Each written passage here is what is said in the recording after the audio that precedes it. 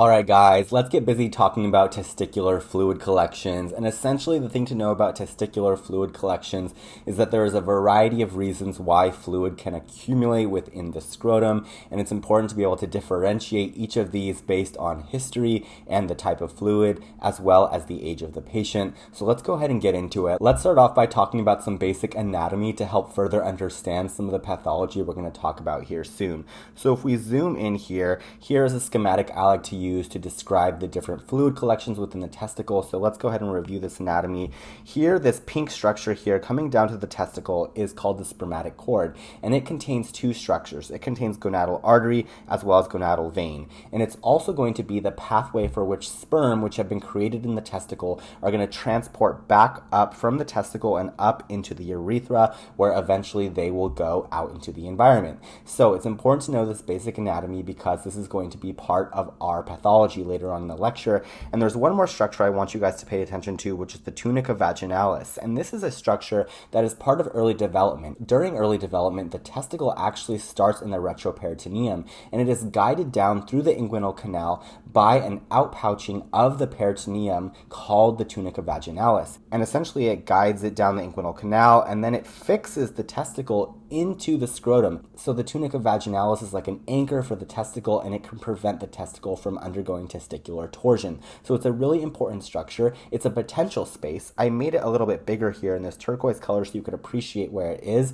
However, it would be really, really small, and that potential space can become filled with fluid, which we'll talk about a little bit later on. So let's zoom back out, and we're going to start our discussion by talking about spermatocele. And it's really easy. A lot of these names have the type of fluid right within the name. So spermatocele is going to be a collection of sperm within the scrotum. So let's take a look at how this is going to present. And if we take a look here, let's talk about some more anatomy. So within the testicle themselves, there are structures called the Redes testes.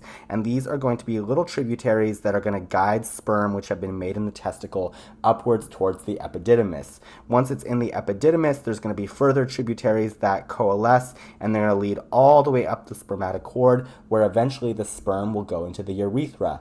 Now, we can acquire blockages at some point along this journey, and if you have a blockage of a Redi testi or a duct within the epididymis, it's going to lead to this collection, which I have denoted over here in this lilac color. I'm going to really make it big and green and nasty because this is a backup of a lot of sperm. And so this is going to present as a fluctuant paratesticular mass, because essentially a region of the testicle is full of sperm that is no longer able to transport back up towards the urethra. So let's go ahead and review some of this pathophysiology here. It's going to be dilation of a Redi testi or epididymal duct. We're going to get accumulation of sperm alongside the testicle and in the scrotum, and this is going to create a cyst that's going to be fluctuant on physical exam. Now, additionally, it's important to note that in addition to being a fluctuant, non-tender paratesticular nodule, this is going to have what's called a positive translumination test. So let's go ahead and zoom back in and take a look at what this means.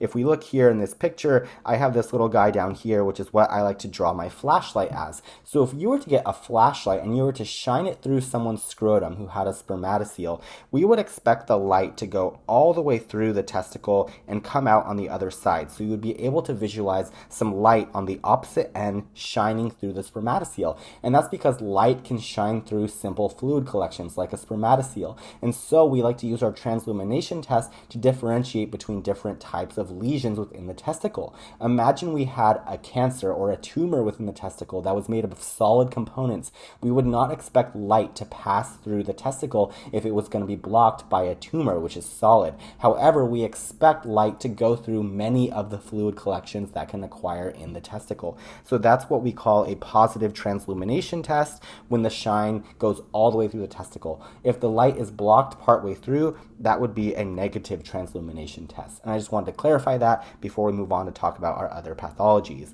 So moving on, let's talk about what is called a congenital hydrocele. And essentially our congenital hydroceles are going to occur in our infant population, and let's take a look at how this happens. And it's all about the tunica vaginalis, which you'll remember is that outpouching of the peritoneum that guides the testicle into the scrotum and fixes it to the wall of the scrotum. And we have a really large tunica vaginalis filled with fluid here. and this fluid is going to be fluid from the peritoneal cavity. So essentially there's some sort of defect when we have a hydrocele, and this defect I'm going to make an orange here, and essentially what's happening is that should normally be closed off to the peritoneal space, but it has remained open during development, and this is allowing fluid from the peritoneum to flow down and fill that potential space. So this is all peritoneal fluid. We expect this only in infants because this is a defect of development. We don't expect this to be acquired later on in life. This is going to be something that presents at a young infantile age. So let's review some of this physiology and pathophysiology here. This is incomplete obliteration of the processus vaginalis,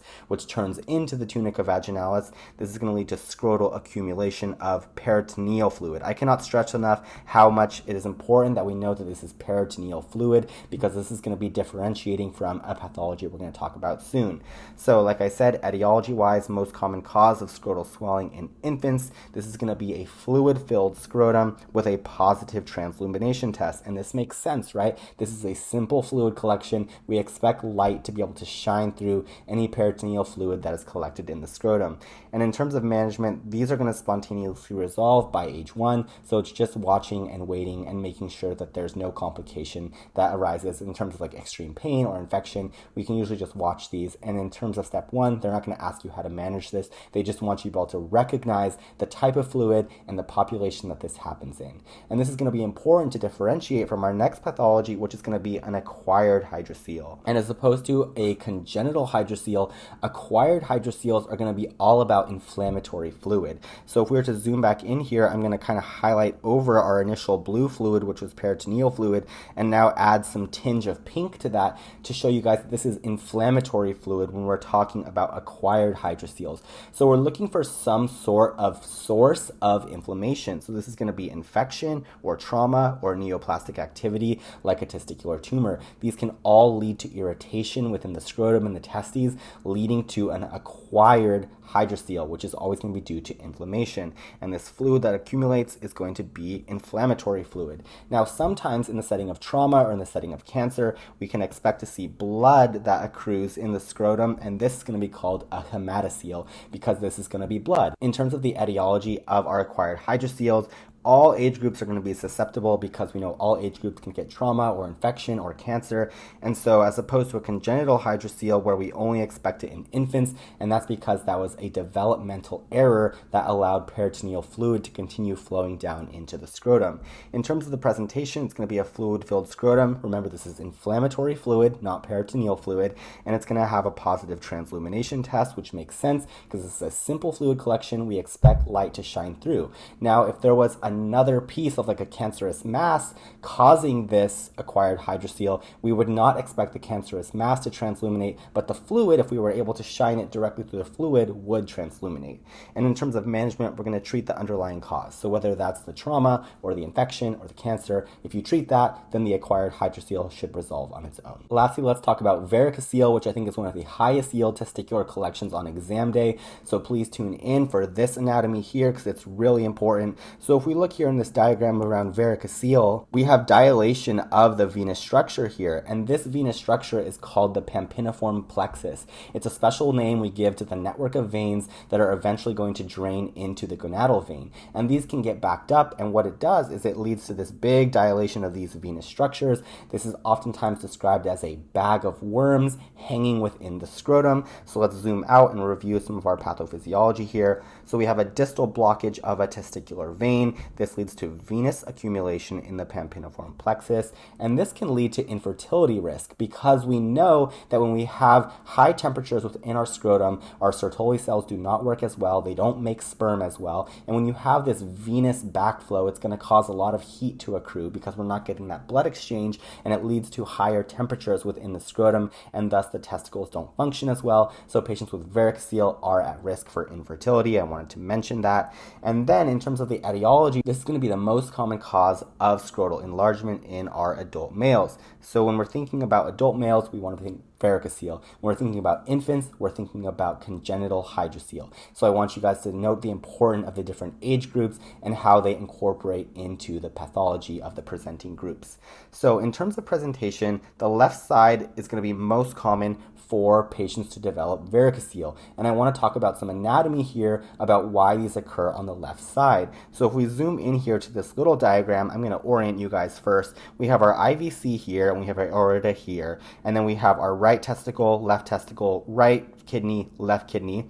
Here we have our right gonadal vein, and here we have our left gonadal vein. So now that we're all oriented to the diagram, you'll notice a difference between the venous drainage of the right testicle and the left testicle. The right testicle has a very simple path. It just goes directly into the inferior vena cava, and it is drained and done. Whereas the left testicle takes a full route to go back to the IVC. It's going to go up the left gonadal vein, and it's going to connect to the left renal vein. And the left renal vein has to transverse across the entire abdomen, across the aorta, to reach the IVC. This is a really tortuous route. So you can imagine that there's a lot more opportunity for that distal vein to be blocked along that really complex route. And this is why it's more common to see varicocele on the left side. And I think that's really, really cool anatomy, and it's something that they like to ask about on test day. And so if we continue talking about our pathophysiology, we talked about the left side being common due to this differential renal vein architecture, and then we talked about this being described as a bag of worms on physical exam, and this is due to pampiniform dilation, and this dilation is actually going to get larger with Valsalva or with standing, because these are all maneuvers that we can do on physical exam that prevent venous blood from returning to the IVC. Thus, our bag of worms, our dilated plexus, is going to get even bigger with these maneuvers on physical exam.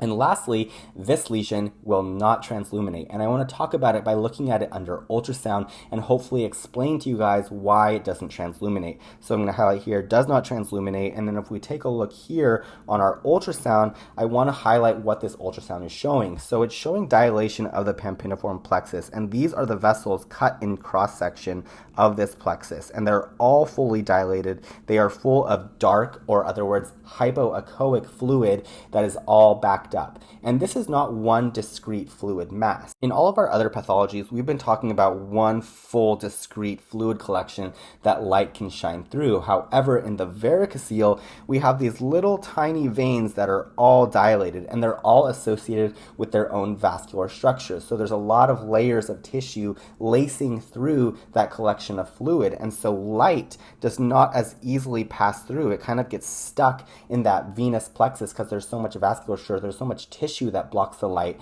and this is why varicoceles will not transluminate. So it's important to note that this is a negative translumination test when it comes to varicocele. And you can appreciate the bag of worms description here. I'm going to highlight here in blue circle this like chunky worm that's kind of hanging out in the scrotum. This is the description that you're going to get on test day. In terms of our diagnostics, we're going to have that ultrasound showing pampiniform plexus dilation, which we talked about. And in terms of the management, this is going to be surgical ligation, some type of embolization procedure if these are painful, or if there's concern about infertility in a male who is seeking to have a child. So I just want to say that here, surgical ligation, embolization, if pain or infertility. So in summary, the important things to know here in terms of our testicular fluid collections is know what type of fluid we're talking about, right? And know which population it's going to happen in. So in our infants, we're expecting our congenital hydroceles. Acquired hydroceles is everyone. Spermatoceles is everyone. And then our older men are going to have our varicocele.